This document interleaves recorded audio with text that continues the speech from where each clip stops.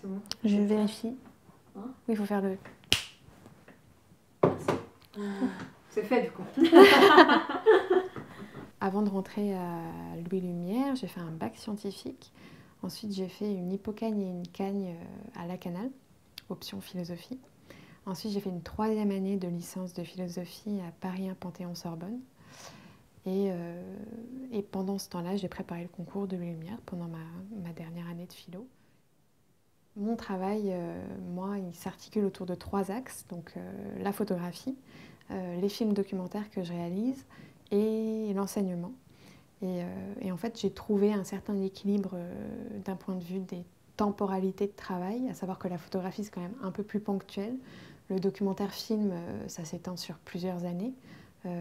Et l'enseignement, il y a quelque chose de l'ordre de la transmission et puis du contact avec des personnes plus jeunes qui m'importent énormément.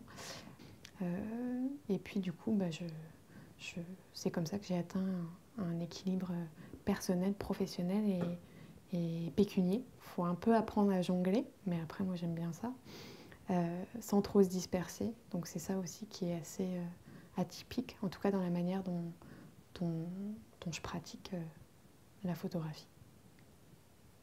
Alors je pense qu'il faut être patient dans un premier temps.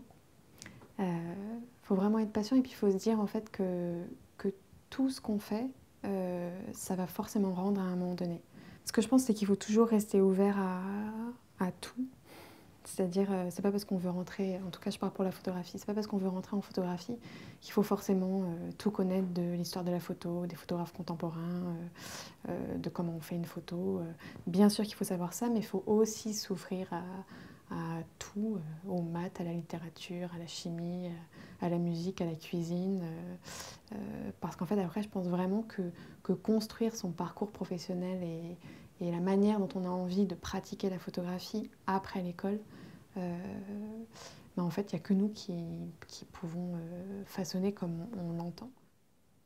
Après, il faut avoir une stratégie, il faut s'organiser, mais vraiment patience, persévérance, talent et le monde nous appartient. Mais pour tout. Rien n'est inaccessible. Voilà.